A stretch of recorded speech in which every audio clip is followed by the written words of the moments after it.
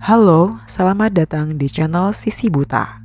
Sebelum saya mulai, saya mau ngucapin terima kasih terlebih dahulu untuk para penonton yang sudah menonton video ini dan video-video saya yang lain. Untuk para subscriber, saya ucapkan terima kasih sudah mendukung channel ini sampai sejauh ini. Semoga kalian selalu diberikan kesehatan dan kelancaran urusan. Terima kasih juga untuk kritik dan sarannya, karena semua itu berharga untuk kemajuan channel ini. Kali ini, saya akan menceritakan tentang kisah seorang ibu bernama Christine dan seorang anak bernama Nikki yang tiba-tiba menghilang setelah melakukan perjalanan. Bagaimana hal itu bisa terjadi? Langsung saja simak cerita lengkapnya. Pada hari Minggu, tanggal 5 Juni tahun 1994, Christine Skabish mengemasi barang-barangnya ke dalam mobilnya, memasukkan putranya yang berusia 3 tahun bernama Nikki ke dalam jok depan dan melaju meninggalkan rumahnya di Sacramento. Ibu tunggal berusia 24 tahun ini merasa hari itu penuh harapan karena banyak hal baik terjadi di musim panas yang cerah itu. Dia dan Nikki seharusnya memulai hidup baru di dekat Pleasantville, California, sebuah kota kecil yang tenang di tengah pegunungan Sierra Nevada yang tinggi dan sejuk. Ayah Nikki tinggal di sana dan mereka sudah lama menantikan hari pernikahan itu. Christine baru saja mendapatkan sertifikat sebagai paralegal dan siap memulai karir barunya. Hari Minggu itu awalnya berjalan seperti biasa. Semuanya tampak baik-baik saja sampai akhirnya berubah. Seperti biasa, takdir punya cara sendiri untuk membelokkan rencana yang sudah disusun. Hari itu, Christine Skabish tidak pernah sampai di Pleasantville. Di suatu titik di sepanjang perjalanan, dia dan Nikki menghilang seakan lenyap di telan sunyinya pegunungan. Ketidakhadiran mereka baru disadari 3 hari kemudian saat ayah tiri Christine, Dave Stutson Buck, menerima telepon yang mengusik ketenangannya. Seorang teman Christine menelpon dengan nada cemas menanyakan apakah Christine sudah sampai di Pleasantville. Dave yang tidak tahu apa-apa menjawab dengan yakin bahwa Christine pasti sudah ada di sana. Namun, jawaban dari seberang telepon membuatnya terpaku. Teman itu mengatakan bahwa Christine tidak pernah tiba. Ucapan itu menghantam Dave seperti pukulan telak di perut. Panik mulai menyeruak. Berbagai pikiran buruk melintas di benaknya, membayangi logika. Begitu menutup telepon, Dave segera menghubungi polisi. Dengan suara terguncang, ia melaporkan bahwa putri dan cucunya telah menghilang. Bukan hanya itu, dia juga menelpon setiap rumah sakit di sepanjang rute yang Christine lalui, berdoa dengan harapan mereka hanya mengalami kecelakaan kecil dan selamat. Namun, setiap telepon yang dihubungi tak membuahkan hasil. Baik Christine maupun Nikki tidak dirawat di rumah sakit manapun. Sementara itu, anggota keluarga yang lain, bibi Christine, Karen Nichols, terjebak dalam mimpi buruknya sendiri. Dimulai pada dini hari Senin, tanggal 6 Juni, Karen tersiksa oleh mimpi-mimpi yang terus menghantuinya. Dia dikenal memiliki firasat yang kerap mengganggu. Bahkan beberapa minggu sebelumnya, dia sempat merasakan sesuatu yang tidak beres sebelum salah satu anggota keluarganya didiagnosis mengidap kanker. Kini, tidurnya mulai terusik. Bayangan jalan pegunungan yang berliku-liku memenuhi pikirannya, membuatnya gelisah setiap malam. Mimpi itu pertama kali datang pada hari Senin. Rasanya seperti pertanda buruk dan kembali muncul malam berikutnya. Kali ini lebih jelas dan lebih mengganggu. Karen terbangun dengan perasaan berat yang menekan dadanya seolah sesuatu yang buruk sedang mendekat. Tak lama setelah itu, Karen mengetahui bahwa Christine hilang. Saat mendengarnya, ia langsung teringat pada mimpi-mimpi yang ia alami.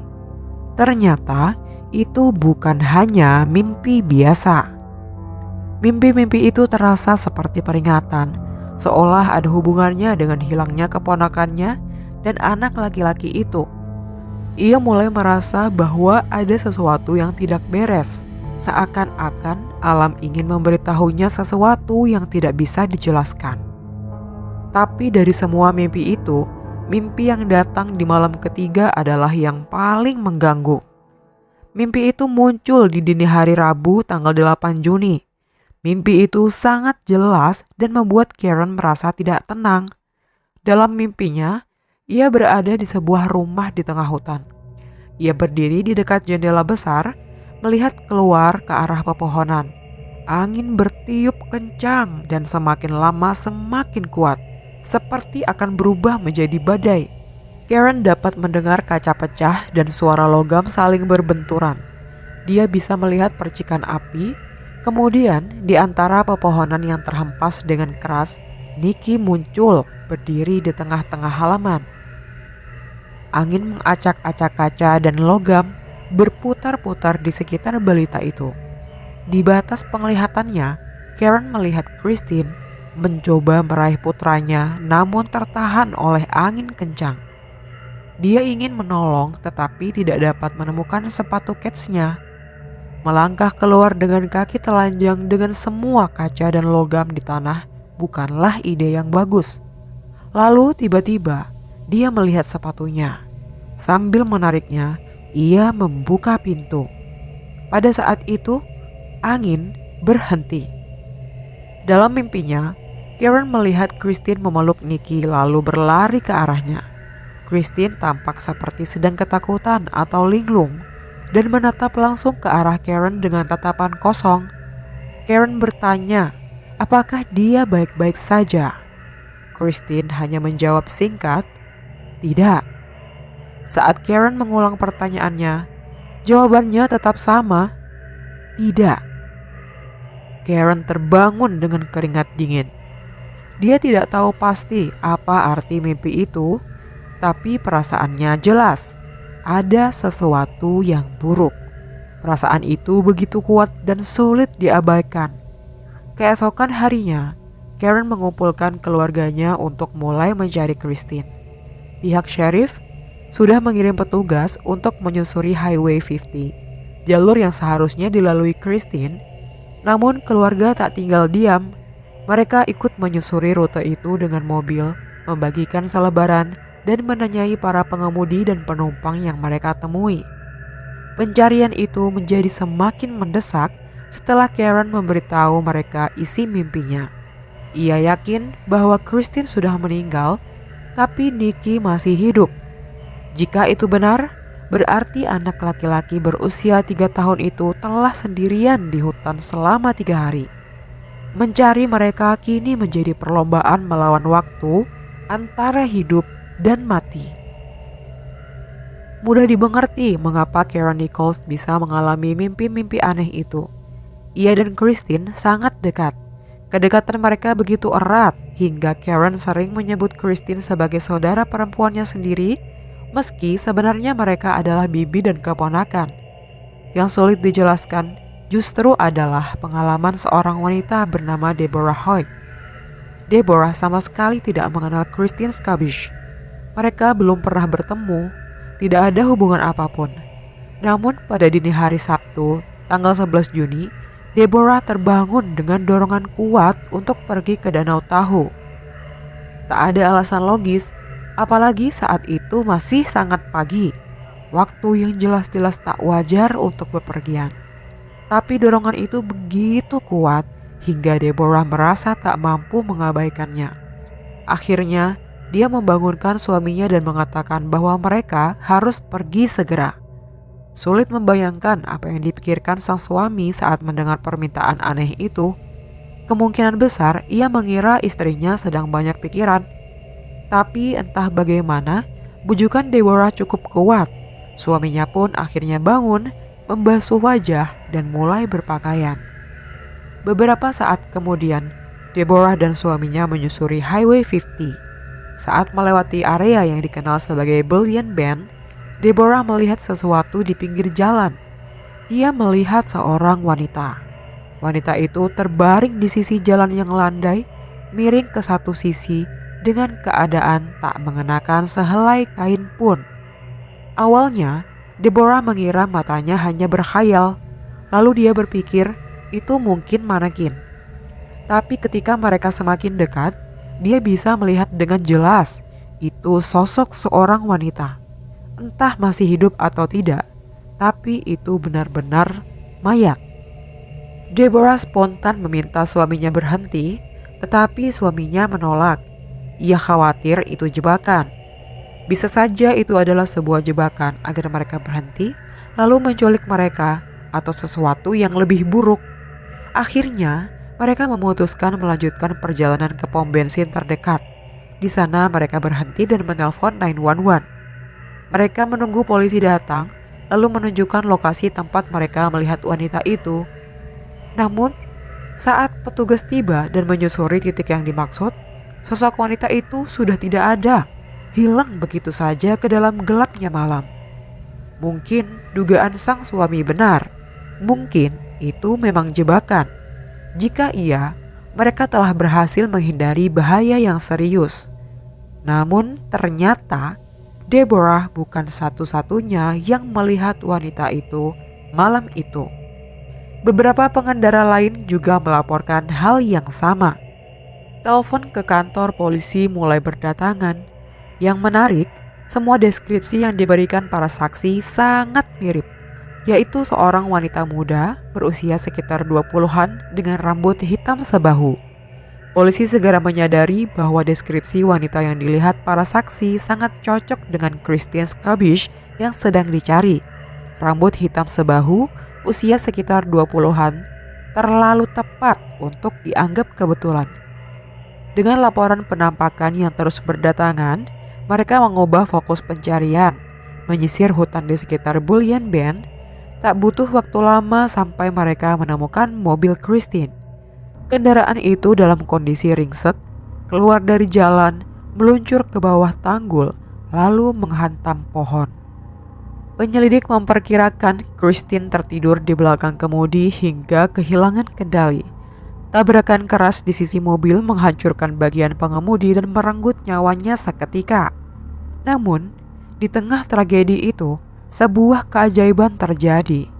Nicky, putranya yang baru berusia 3 tahun, selamat dari kecelakaan tersebut.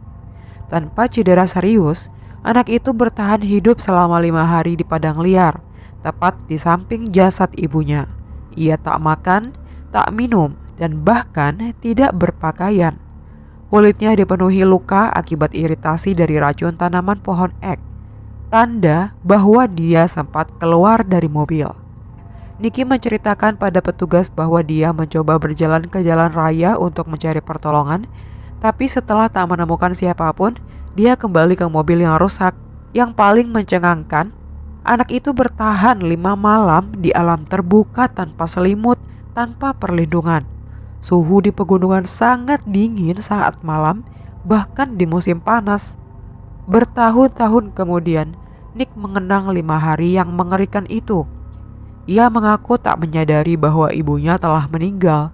Baginya, ibunya hanya tertidur. Ia bahkan berulang kali mengguncangnya, berharap ibunya bangun. Meski tak mengingat banyak hal, Nick tak pernah meragukan satu hal.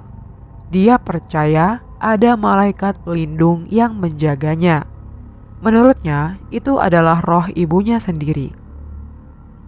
Ia juga yakin bahwa wanita telanjang yang dilihat Deborah Hoyt dan beberapa pelancong lain malam itu bukanlah manusia biasa, melainkan penampakan ibunya yang mencoba menarik perhatian siapapun agar dirinya bisa ditemukan dan diselamatkan.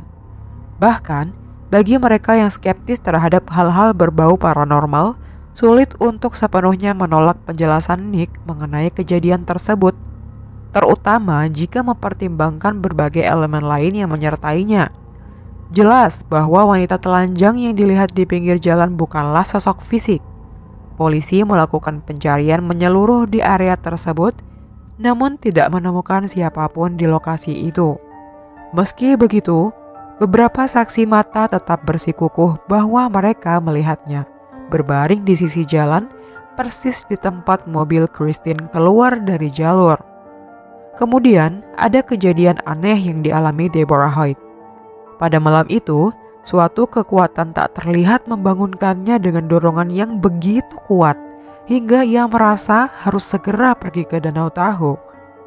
Meskipun tak ada alasan logis untuk melakukannya, apalagi pada jam yang sangat tidak biasa. Apa yang sebenarnya terjadi malam itu? Lalu, ada mimpi-mimpi yang dialami Karen Nicole selama 3 malam pertama setelah keponakannya dinyatakan hilang. Hal ini menjadi penting karena 2 alasan. Pertama, soal waktu. Karen mengaku terbangun dari mimpi pertamanya sekitar pukul 3 pagi, hari Senin, tanggal 6 Juni. Mungkinkah itu adalah waktu ketika mobil Christine keluar dari jalan dan menabrak pohon? Kedua, isi mimpinya. Ia bermimpi tentang badai. Ini memang bisa diartikan dengan berbagai cara. Tapi 2 hal tampak jelas. Dalam mimpinya ada suara minta tolong. Dan ada kesan kuat bahwa Nikki masih hidup. Dan waktu sangatlah mendesak. Apakah Christine Scobbish benar-benar menjangkau dari alam lain demi menyelamatkan anaknya? Apakah dia menahan kepergiannya dari dunia ini sampai ia yakin putranya selamat? Pertanyaan-pertanyaan itu tidak bisa dijawab dengan pasti. Namun, satu hal yang tak terbantahkan. Sejumlah orang melihat penampakan wanita yang menyerupai Christine dan penampakan itu pada akhirnya membawa perhatian ke lokasi kecelakaan yang memungkinkan Nikki ditemukan dan diselamatkan. Entah itu kebetulan, keajaiban, atau sesuatu yang tak bisa dijelaskan oleh logika manusia, tapi satu hal yang pasti, nyawa seorang anak berhasil diselamatkan. Dan di balik semua peristiwa ganjil yang terjadi malam itu, tersisa satu kenyataan yang tak terbantahkan, yaitu cinta seorang ibu mungkin benar-benar melampaui batas antara hidup dan mati. Begitulah akhir dari kisah Christine dan Nikki. Terima kasih sudah menonton. Semoga ada pelajaran yang bisa dipetik dari cerita ini dan sampai jumpa di cerita-cerita berikutnya.